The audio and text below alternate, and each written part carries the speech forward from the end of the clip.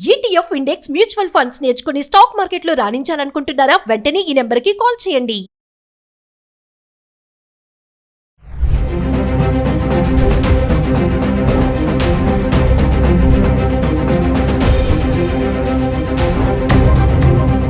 Hello weavers, welcome back to our channel. ప్రస్తుతం మనతో పాటు ఉన్నారు 25 ఇయర్స్ నుంచి అమెరికాలో ఉంటున్నటువంటి ఎంఎన్స్ ఎగ్జిక్యూటివ్ వీరభద్రరావు గారు. సార్తో మాట్లాడారు.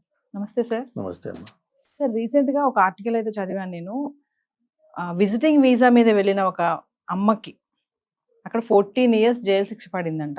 అంటే విజిటింగ్ వీసా మీద వెళ్ళడం ఏంటి, అక్కడ శిక్ష వేయడం ఏంటి, అసలు విజిటింగ్ వీసా మీద వెళ్ళిన వాళ్ళు ఎలాంటి డాక్యుమెంట్స్తో వెళ్ళాలి, అక్కడ అసలు ప్రాసెస్ ఎలా ఉంటుంది, ఆమెకి ఎందుకు 14 ఇయర్స్ జైలు శిక్ష పడింది అంటే ఇది ఒక పెద్ద షాక్లా ఉంది. ఒకసారి దాని గురించి. కరెక్టే, అది నేను కూడా చదివాను news. So first thing first, let's talk about visiting visa.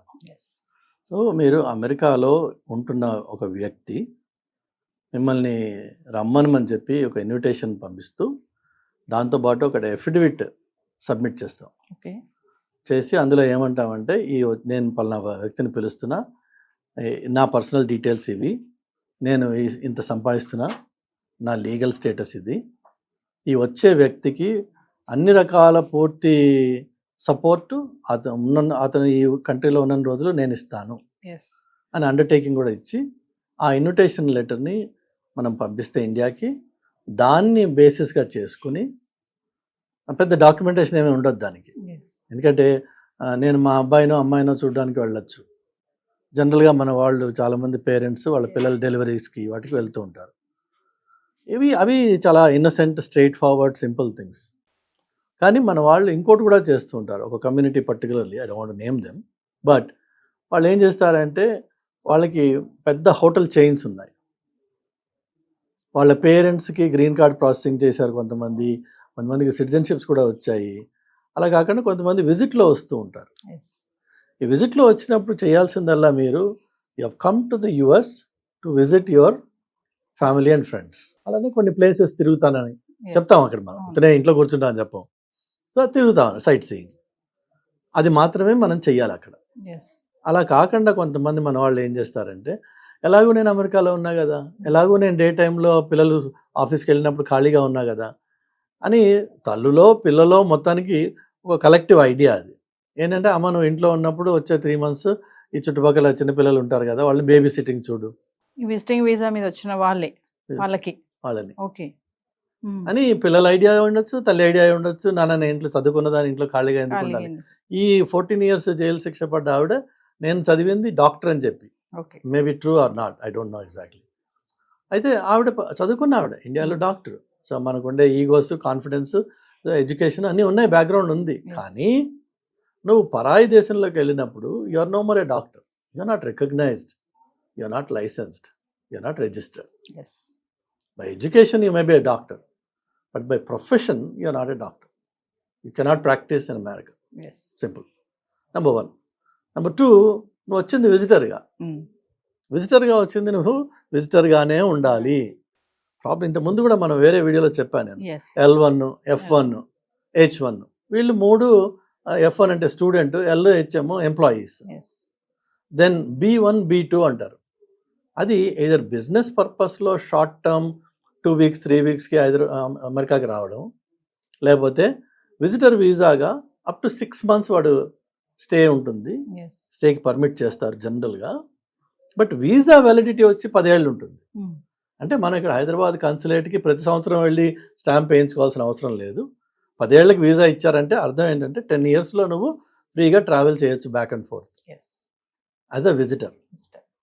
కానీ ఎవ్రీ టైం పోర్ట్ ఆఫ్ ఎంట్రీలో అక్కడ ఆఫీసర్ ఆపి మిమ్మల్ని అడుగుతాడు, ఎందుకు వచ్చావు నువ్వు, ఎవరున్నారు ఇక్కడ నీకు, వాళ్ళ అడ్రస్ ఏంటి, వాళ్ళ పొజిషన్ ఏంటి, కొన్ని బేసిక్ డీటెయిల్స్ వెరిఫై చేస్తారు. చేశాక వాళ్ళు మీకు కొన్ని రోజులు పర్మిట్ చేస్తారు యుఎస్లో ఉండడానికి. I-94 అంటాం దాన్ని. అది 6 months మ్యాక్సిమం ఉంటుంది. బట్ 6 months లోపు మీరు మళ్ళీ కావాలని ఏదైనా health reasons, if you have a right reason, genuine reason, you can ask for an extension. So ఆ టైంలో మీరు విజిటర్గా అమెరికాలో ఉన్నారు. ఉద్యోగము, వ్యాపారము చేసి డబ్బు సంపాదించే హక్కు మీకు లేదు అక్కడ. ఈవిడ చేసిన తప్పు ఏంటంటే, ఈ బేబీ సిట్టింగ్ అనే ఒక వ్యాపారం చేసింది ఆవిడ. If it is a service, it's a different story all together. She was making money. Number 2, అమెరికాలో ఎమర్జెన్సీ ఏదైనా వచ్చింది అనగానే ఫస్ట్ రియాక్షన్ న్యాచురల్గా అమెరికన్స్కి వచ్చేది call 911. Sometimes it's a stupid reason, sometimes most often 99% of the time it's a genuine emergency. Yes. Okay, there are even people out of panic attacks due to some past trauma might call 911 and they will get moral support. Yes.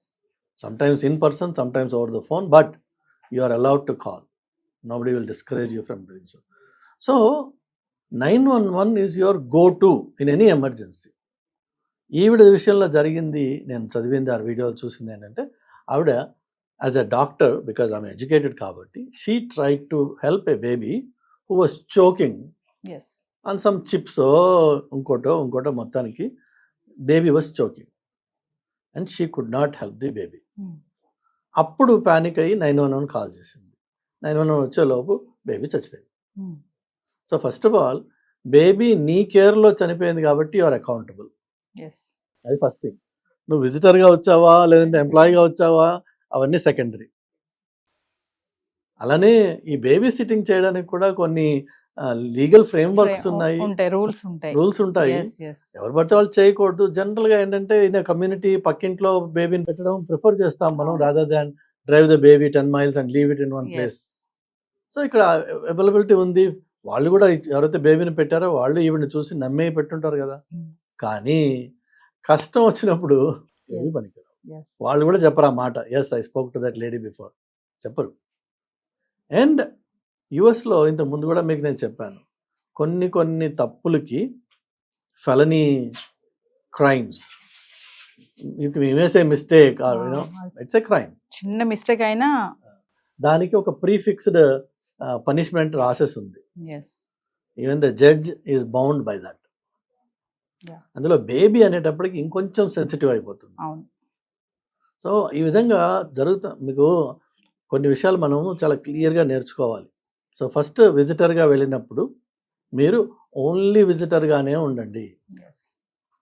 మీ దగ్గర ఎలాంటి valid documents carry చేయాల్సిన అవసరం లేదు. ఎవరన్నా మిమ్మల్ని ఆగి road మీద ఆపి, hi are you here legally or illegally అని చెప్పి అడిగే హక్కు ఎవ్వరికి లేదు అమెరికాలో. ఎవరన్నా ఆపి అడిగారు అనుకుందాం, ఇప్పుడున్న ప్రస్తుతం వాతావరణంలో అలా ఆగి అడిగే ఛాలెంజ్ చేసే పరిస్థితులు ఎక్కువ అవుతున్నాయి. అడిగారే అనుకుందాం, you just have to ignore them and move on. You don't have to engage with them. అది ఆ స్కిల్ మనం నేర్చుకోవాలి. Number 1. Number 2, only law enforcement has the authority to ask you are you here legally. ఇప్పుడున్న సిచ్యువేషన్లో, ఇంతకుముందు అది కూడా లేదు. లోకల్ కాప్స్కి లీగల్ ఇమిగ్రేషన్తో సంబంధం లేదు. వాళ్ళు అడిగితే మీరు సింపుల్గా మీకు ధారాళమైన ఇంగ్లీష్ వచ్చినట్టయితే చక్కగా చెప్పండి. రాని పక్షంలో I am a visitor, my daughter lives in సోన్సో place, ఇంతే. ఐ యామ్ ఎ విజిటర్ చెప్పచ్చు, ఎవరైనా చెప్పగలరు. My daughter or my son address, అక్కడ అడ్రస్లు కూడా చక్కగా సింపుల్గా ఉంటాయి. House number, court, some street, some lane is enough for them to figure out. మీరు నెక్స్ట్, ఎందుకంటే మీరు ఒక టౌన్లో ఒకటి ఆపి అడుగుతున్నాడు కదా, ఆ టౌన్కి రిలేటెడ్ మనిషే నువ్వు. Now tell me the door number, house number and which court or which lane or which street. They know the rest of it. They can come and find out. మనకేంటంటే ఇండియాలో ఒక రకమైన పోలీస్ అంటే భయం ఉంది. First రక్షక భటులు body language అంతా మారిపోతుంది ఆ టైంలో. ఆ భయంతో అమెరికాలో కూడా పోలీసుని చూసి భయపడతారు. ఫస్ట్ రియాక్షన్ భయపడాల్సిన అవసరం ఏది లేదు. You can engage with them at a very professional level. వాడొచ్చి మీద పడిపోయి, అసలు యాక్చువల్గా అక్కడ ఎవరు టచ్ చేయకూడదు మిమ్మల్ని. అమెరికన్ సొసైటీలో American cop is not suppose to hold you by hand unless he has a probable reason, cause. And ఆ ప్రాబబుల్ కాజ్ ముందు చెప్పి తర్వాత మిమ్మల్ని చేత్తో పట్టుకోవాలి, చెప్పకుండా పట్టుకోకూడదు. ఓకే, అలాంటి కంట్రీలో మిమ్మల్ని ఒక కాప్ ఆపినప్పుడు వాడు ప్లెయిన్గా అడుగుతాడు, చెప్పండి, బీ ప్రిపేర్డ్ ఫర్ దాట్. ఎందుకు అంటే జనరల్గా మన వాళ్ళు అక్కడికి వెళ్ళినప్పుడు పెద్దవాళ్ళు ఏం చేస్తారు, ఈ కమ్యూనిటీస్లో ఈవినింగ్ వాక్ అని, ఆఫ్టర్నూన్ వాక్ అని వెళ్తూ ఉంటారు బయటికి. ఎందుకంటే వాళ్ళకి బోర్ కొడుతుంది, అక్కడ ఇంకో మనిషి కనిపించడు, మాట్లాడడానికి ఏముండదు, టీవీ వీళ్ళు తప్ప. పిల్లలు వర్క్ వెళ్ళిపోయాక వీళ్ళకి బోర్ కొడుతుంది. సో ఈ చిన్న చిన్న మాటలకి రాసన్నా పెట్టుకోండి, ప్రిపేర్ అయినా అయి ఉండండి ఒకటి. రెండోది ఆ తిరిగే చోట మీకు ఇవి కూడా కొన్ని వీడియోస్లో చూసుండొచ్చు మీరు. ఈ కమ్యూనిటీస్లో తిరిగేటప్పుడు మనకి ఇండియాలో కొన్ని అలవాట్లు ఉన్నాయి, అక్కడ పనికిరావు. ఇక్కడ ఏంటంటే మనము కొంతమందిని పరిశీలించి చూస్తూ ఉంటాం, కొన్ని సినారియోస్ని కానీ, కొంతమందిని కానీ, కొన్ని వస్తువులను కానీ. మీరు ఒక కమ్యూనిటీలో వాక్ చేస్తూ ఒక ఇంటిని అబ్జర్వ్ చేస్తున్నారు అనుకోండి, they may get suspicious about you. Observe చేసినా కూడా ఎస్, డౌట్ఫుల్ గా మనం వేరే హౌస్ ని చూసినా కూడా హౌస్ని కానీ మనిషిని కానీ పదే పదే అటు నడుస్తున్నప్పుడు అటు చూస్తున్నారు అనుకోండి, అది కూడా అక్కడ ఎక్కడ సీసీ కెమెరాస్ ఉన్నాయో మీకు తెలియదు. ఎస్ వాళ్ళు మిమ్మల్ని రికార్డ్ చేయొచ్చు 10 times. This guy is walking by my street every day and is observing my house. I suspect this guy. ఆ సస్పిషన్ బేస్తో వాడు కాప్ని కాల్ చేయొచ్చు. కాల్ చేసినప్పుడు వాడు వచ్చి అడుగుతాడు. కానీ అక్కడ తప్పల్లో జరిగింది ఏంటంటే మనకున్న అలవాటుతోటి అన్నెసెసరీగా మనం ఆ అటెన్షన్ని డ్రా చేసాము. చెప్పేస్తే వాడు వదిలేస్తాడు, వాడేం అక్కడ ఇబ్బంది ఏమి ఉండదు. Because you haven't done anything wrong, you just చూసాం మనం. ఆ చూడడం కూడా తప్పే. ఇప్పుడు యూఎస్లో కార్ డ్రైవ్ చేస్తున్నప్పుడు you never turn to left or right and see who's in the other car, never. ఎప్పుడన్నా యాదృచ్ఛికంగా అనుకోకుండా ఒక స్టాప్ సైన్లో ఒక చూపు కలవచ్చు, బట్ యాజ్ అన్ ఇంటెన్షనలీ నువ్వు ఎవరిని చూడకూడదు. Everybody will mind their own business. అది అమెరికా అంటే అసలు basic definition mind your own business is America. So అది ఒక ఎటికేట్ నేర్చుకోవాలి మనం. It's an etiquette. నెక్స్ట్ వచ్చేసి ఈ ఇంటర్వ్యూకి వెళ్ళినప్పుడు అక్కడ ఏదైతే అడుగుతారో ఆ కాగితాలు ఏదైతే మనకి ఇస్తారో keep a copy of that with you. నోట్తో చెప్పే కేపబిలిటీ ఉంటేనేమో చెప్పుకోండి, ఒరిజినల్ మాత్రం మీరు క్యారీ చేయాల్సిన అవసరం లేదు. పాస్పోర్ట్స్ పట్టుకుని 24/7 తిరగాల్సిన అవసరం లేదు.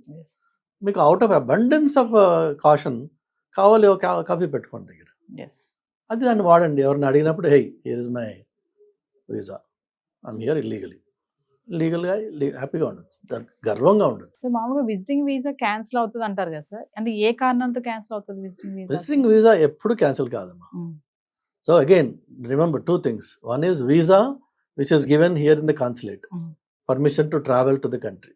That visa simply tells the airline carrier వాడికి పర్మిషన్. అది ఆ కాగితం మీ దగ్గర లేకుండా మీరు ఏ ఫ్లైట్లోనూ ఎక్కలేరు.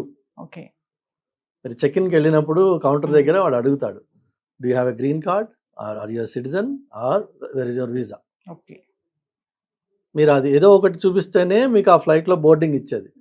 కాదు నేను అక్కడికి వెళ్ళాక చూసుకుంటానులే, నేను అసైలం సీక్ చేస్తున్నా, ఇదంతానే. ఓకే, అది ఒకటి.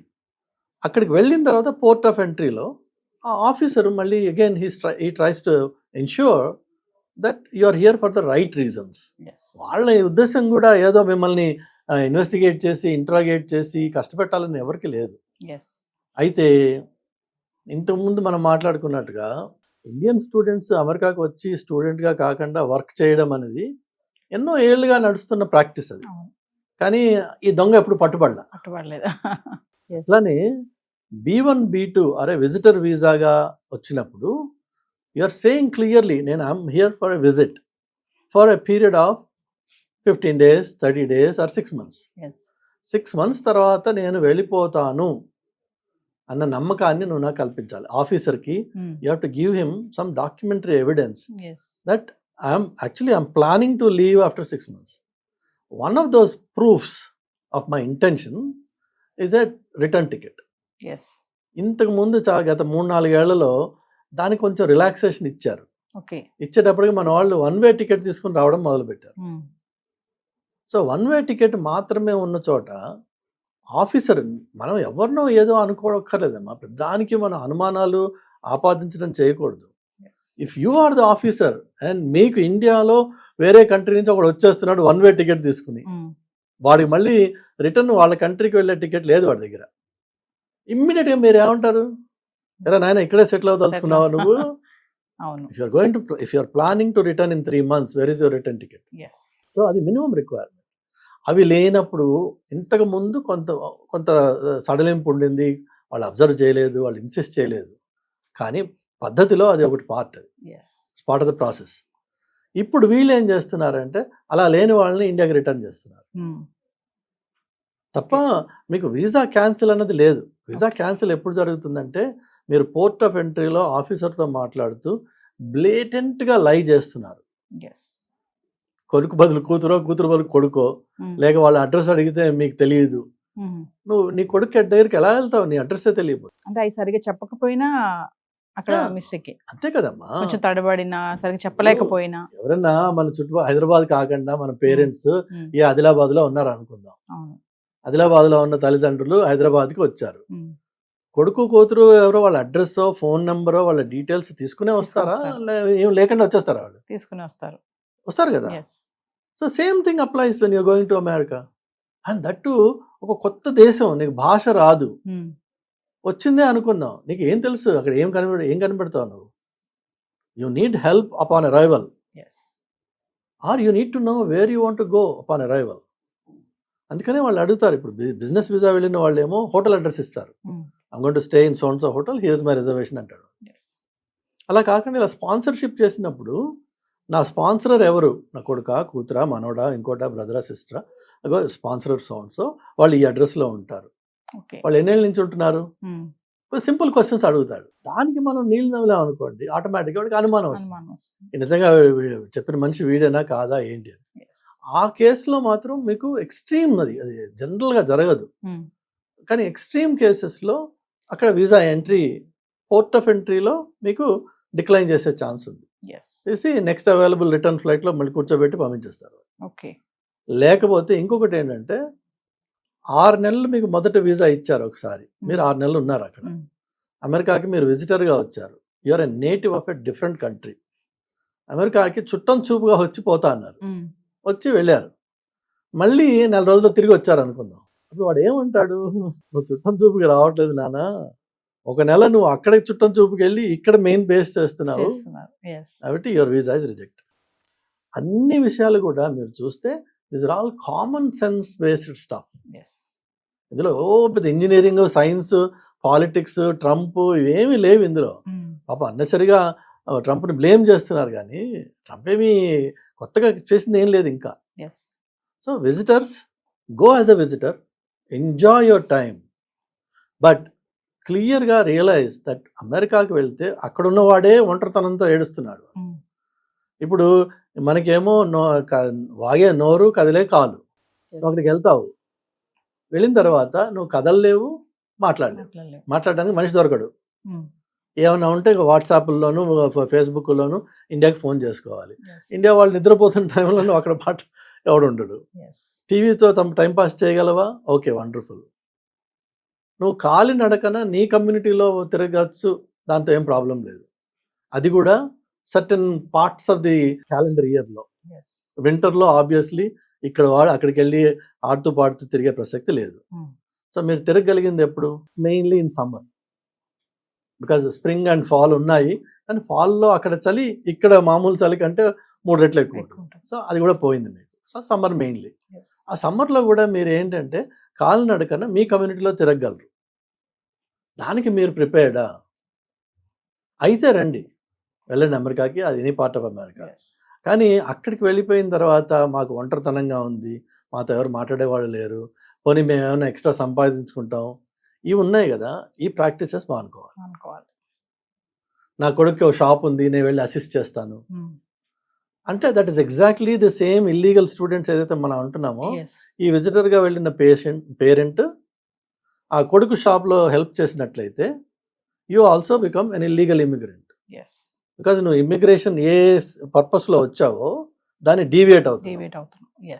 డబ్బు సంపాదించే పని చేస్తున్నావు కాబట్టి నువ్వు విజిటర్ కాదు, ఆ పని చేయడానికి నీ దగ్గర H1 L1 ఉండాలి. So you're broken the law అని చెప్పి వాడు అరెస్ట్ చేస్తారు. దయచేసి ఆ పనులు చేయకండి, మీకు ప్రాబ్లం ఉండదు. చేశారు, కష్టపడతారు. లాస్ట్ పాయింట్, చాలామంది చాలా లూజ్గా ఫ్రీగా ఈ ఇన్స్టాగ్రామ్లోను, యూట్యూబ్లోను, ఇవన్నీ అలాగా ఇంటర్వ్యూల్లోనూ కూర్చుని సలహాలు ఇచ్చేస్తుంటారు. మనము మన అబ్జర్వేషన్స్ షేర్ చేయడము ఒక ఎత్తు, కానీ ఇన్స్ట్రక్టివ్గా ఇలా చేయండి, ఇలా చేస్తే ఇలా అవుతుంది అని అమెరికన్ సొసైటీలో మీరు ఇన్స్ట్రక్టివ్గా ఇన్స్ట్రక్షన్స్ ఇస్తూ వీడియోస్ తయారు చేస్తే ఆ సొసైటీలో there are a few things called liability. Okay. You are liable for the statements you make out of your mouth. Yes. You have taken now the role of an expertise. నీకు తెలుసు కాబట్టి నువ్వు నలుగురికి ఈ మాటని ఇలా చెయ్యండి అని చెప్తున్నావు. నీ మాటని ఫాలో అయ్యి వేరే వాళ్ళు దాన్ని పాటించి చేసి దానివల్ల నష్టపోతే they can sue you for the statements and instructions you have shared. Oh. You are liable. Yes. So liability is a big thing in America. Everything liability అంటే ఎంత ఘోరంగా ఉంటుందంటే మన ఇంటి ముందు వాక్వే ఉంటుంది కదా, మన ఇల్లు దాని నుంచి ఒక 15 అడుగులు వెనక ఉండొచ్చు, దానికి ఒక వాక్వే ఉంటుంది, అక్కడ వచ్చి మళ్ళీ ఇక్కడ కలుస్తుంది. ఇందులో ఎక్కడైనా సరే అనీవెన్గా ఉండి ఎవరన్నా కాలు బెనికి లేక కాలు విరిగి పడితే they can sue you. Okay. Because you are liable to maintain that premises in front of your home. That is liability. Next వచ్చేసి accountability. మీకు always you cannot hide from accountability in the US environment. ప్రతి దానికి ఒకరు you can always choke one neck అంటాం అక్కడ. మీకు responsibility ఉంది, you are accountable for the actions you take. Okay. Then next thing వచ్చేసి ఇలాంటివి చేసినప్పుడు మీరు కూడా పెడుతూ ఉంటారు, first there is a disclaimer, yes. ఇందులో ఒపీనియన్స్ వగేరా వగేరా. So disclaimers are another very important thing. Then the last thing is disclosures. నా సోర్సెస్ ఏంటి, అలానే ఏవేవైతే ఎక్స్క్లూజన్స్ ఉన్నాయి ఇందులో. జనరల్గా ప్రోడక్ట్ డెఫినేషన్స్ వచ్చినప్పుడు అవి డిస్క్లోజర్స్ వస్తాయి అన్నమాట. Yes. So American society is all about liability, accountability, disclaimers and disclosures. Yes. If you don't do it, you are opening up yourself for all sorts of litigations. Yes. One final example ఏంటంటే, మీరు అక్కడ ఇల్లు కొనడానికి వెళ్తే real estate agent మీకు ఒక్క మాట కూడా మీకు అతను చెప్పడు. ఇది ఇల్లు, ఇగో ఈ ఇంటి గురించి డిస్క్రిప్షన్, ఇది చూడండి చూపిస్తాడు మీకు. ఇక్కడ ఈ రూమ్ ఉంది, అక్కడ ఆ రూమ్ ఉంది, ఇవన్నీ చూపిస్తాడు. నెక్స్ట్ వచ్చేసి ఈ నeighborhoodలో ఏ కమ్యూనిటీ వాళ్ళు ఎక్కువ ఉంటారు, పలానా వాడు ఉంటాడా, పలానా వాడు ఉంటాడా. నో కౌంటీ వెబ్సైట్లోకి వెళ్తే మీకు ఆ డీటెయిల్స్ అన్నీ ఉంటాయి, చూసుకో. ఓకే. డీటెయిల్గా ఆయన చెప్పరు. చెప్పకూడదు, అదే లయబిలిటీ అంటే. ఓకే. అట్లానే ఇక్కడ స్కూల్ డిస్ట్రిక్ట్ ఎలా ఉంది, is it a good one, no you can go to sounds of website, please verify.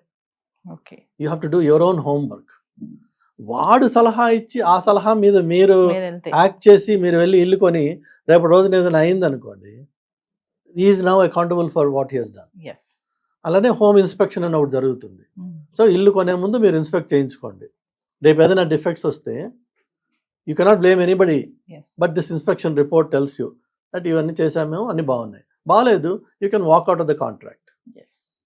అదనమాట. సో చాలా వెరీ వెల్ డిఫైన్డ్ సొసైటీ. మనము ఇక్కడ ప్రాక్టీసెస్ తీసుకెళ్ళి అక్కడ పెట్టేటప్పటికి జరగరాని విషయాలన్నీ జరుగుతాయి. Thank you sir.